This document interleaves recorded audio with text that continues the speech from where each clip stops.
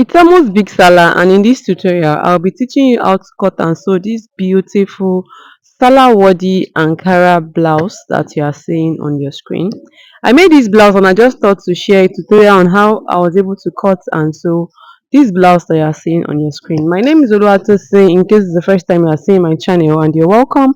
So my return subscribers, you're also welcome. In case you are new here, please consider subscribing, and don't just subscribe, turn on the notification bell so that YouTube will notify you when next time I upload a new tutorial on this channel, because on this channel I upload sewing tutorials on daily basis. Now, to be able to cut and sew this blouse for any adult, here are the basic measurements that you need to measure on the person. And this blouse is fully lined, made with Ankara. The front of this blouse is longer than the back, as you can see. There's a zip at the back of this blouse.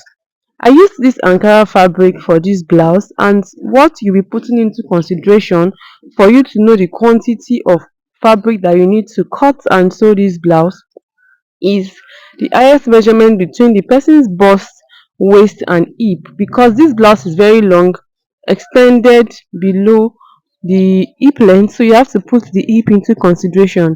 Majorly is always the person's hip, but there are few cases where it will be the person's bust, so you just have to consider the highest measurement between the bust, the waist, and the hip. The knowledge of this, another thing you need to put into consideration is the length of your blouse. You know that this Ankara comes in length 45-46.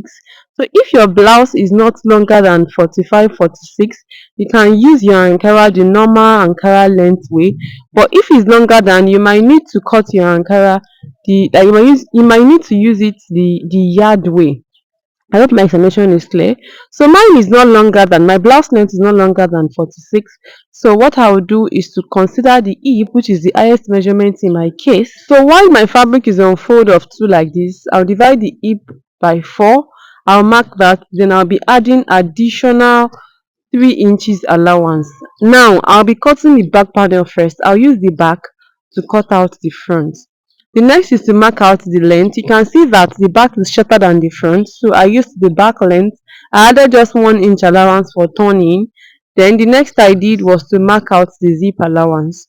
I used 1.5 inch for the zip allowance, and from the zip allowance you are going to be dividing your shoulder by 2 plus half-inch allowance. Then you will mark that the armhole divided by 2 as well. You'll be deducting 1 inch allowance. This person's armhole is 20, but instead of marking 10, I marked 8.5. I deducted 1.5 inch. The next is to divide the bust by 4.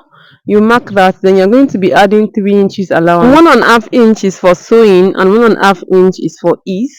The next is the waistline divided by 4 plus 3 inches allowance. Then what is next is the hip divided by 4 plus 3 inches allowance. By the time you do this, you will see that you've used the whole fabric that you folded. So you'll be connecting these 3 points together, the bust to the waist and then to the hip, and you are going to be connecting the allowance point, not the actual measurement point. So for the neck, I'm using neck width of 7 on fold of 2. I'm marking 3.5 and neck depth of 1 for the back. The next is to slant your shoulder by 1 inch, and majorly you cut this out. Like I said earlier, I'll be cutting the back first and I'll be using it to cut the front. So what is next is to open up the zip allowance and then eliminate the zip bulge. To eliminate the zip bulge on the waistline, I used zip allowance of 1.5 inch, but on the waistline I'll be using just half-inch. I'll take out 1 inch from it, just the way I did. Now what I did next was to fold in the zip allowance. I even had to use pressing iron to press it, and then I pinned it because I'll be using this back to cut out my front panel, and then I folded my front panel into 2 as well, just the same measurement I took for the back. Hip plus 3 inches allowance while my fabric is on fold of 2. Then I placed the back on it like this. I marked out the shoulder line because shoulder for front and back will be the same. Armhole for front and back will be the same, so I marked out the armhole as well. It's now time to mark out the front neckline. For the neck depth, I used 8 in total, and you see that there are 2 kinds of neck depth on that neck.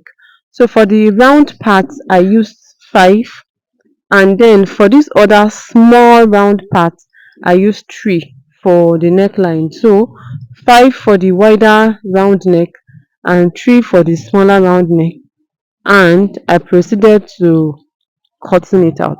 If at this point you are still with me and you've not subscribed, please consider subscribing, and don't just subscribe, turn on the notification bell. So for the back panel, I had to crop the side, like I curved the side so that it's not just pointy like that. I gave it that curve, then I proceeded to cutting out the front neckline. I marked out this front design and I cut it out. I added 1 inch to the front length as well for turning and then for joining the shoulder. So when I open up the front panel, this is what is looking like. What is next is to cut lining for the front and for the back. So my lining will be like 1.5 inch shorter than the length. So this is it for the front. Don't forget to bring back your zip allowance, open it up so that you can cut lining for it as well.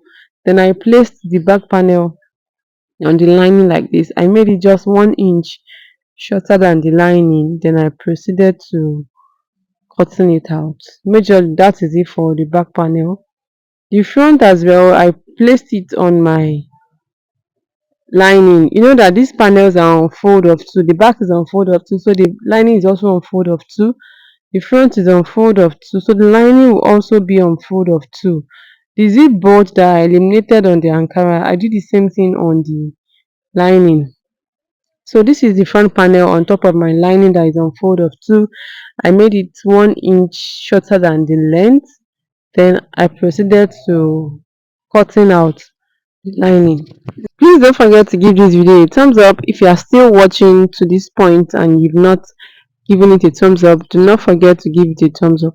Now for this lining, this design at the edge of my blouse, I'll not be cutting out. I won't be cutting it out on the lining. Look at the way I'm cutting the lining and the neckline as well. I'll not be cutting the smaller circle on the lining. I won't be cutting the smaller neckline on the lining. So the reason is because I want to turn the lower part, the hem of my blouse first. I want to turn it before cutting it out. It's very easy that way, like it's easier that way. So I'll have to turn it first before trimming it out. Now for the sleeve length, I just folded my Ankara into two. And you know that this Ankara is not always longer than 46. So that means the length of each sleeve cannot be more than like 22 after folding the down and joining it to the shoulder. So I folded for the two sleeves at the same time, and what I put into consideration was the armhole plus 1 inch. The armhole is 20 plus 1 inch makes it 21. So it was 21 that I folded into two. So the armhole plus 1 inch, at most the armhole plus 2 inches is what you'll be folding into two. And the length I used is the length of the Ankara. Then I measured the cap's height. I used cap height of 4. Then I connected it from that point to the cap height. I measured the armhole divided by 2 plus 1 inch sewing allowance, and I used the whole width of the fabric, like how wide the fabric is was what I used. Then I proceeded to cutting it out.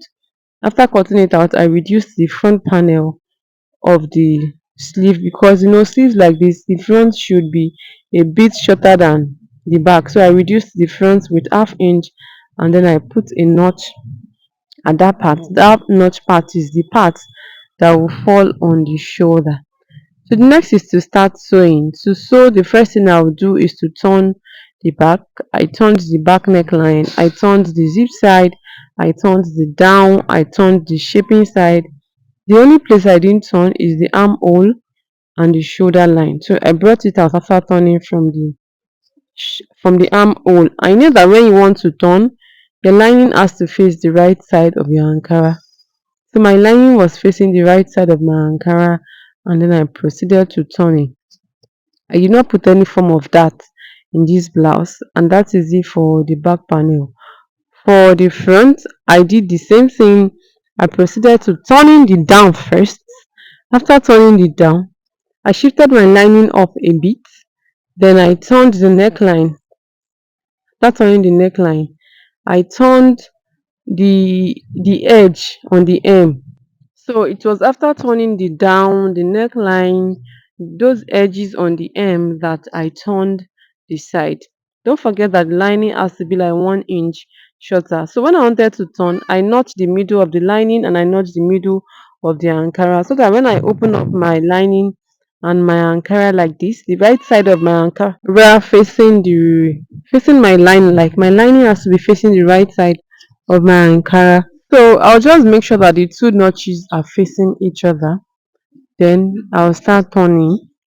So when you're done turning it down, you pull up your lining to the same length at the upper part and turn the neckline.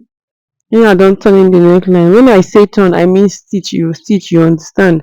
So when you're done doing this is when you start stitching the side, just the way my finger is running across the side. Then you are going to stitch the sides as well. So when you are done with the side, the next is the sleeve. For this sleeve, I used hemming gum to fold it. I folded the sleeve with hemming gum. I folded the sleeve with hemming gum, and this hem line, when you are turning it, please you have to make sure that you turn it with hemming gum, so that after pressing it will just stick to your lining. So you are turning this hem with hemming gum and you are turning the neckline with hemming gum, and make sure that you notch the way I'm notching before you flip to the right side. When you are done turning, you trim, try as much as possible not to trim the hemming gum away. So you will trim, and after trimming you are going to notch all the corners. Then the next I did was to fix my zip. After fixing my zip, I joined my shoulder line. Then I shaped my blouse and I proceeded to fixing the sleeve. And majorly that is it on how to cut and sew this beautiful blouse. You can see what it's looking like after turning. The hemline came out so neat and is looking so beautiful. So I just proceeded to stoning. I stoned the edge. This is what it's looking like when I place it on the floor. I have to place it on the floor so that my camera can cover a wider range of it. And these designs, these glittering stuffs you are seeing on the hemline is stone, normal stone. I just stoned it, and I stoned the neckline as well. I hope you found this video helpful. If it hasn't helpful to you, don't forget to give it a thumbs up. In case you have any question, please ask me down in the comment section as much as possible. Help me share my tutorial. I miss your soulmate. You don't know which tutorial might be helpful to. And have you watched any of these tutorials that are currently showing on your screen? If you've not, you should check them out. Just click on any of these boxes. They take you directly to the tutorials. Thank you so much for watching, and I'll see you in the next one.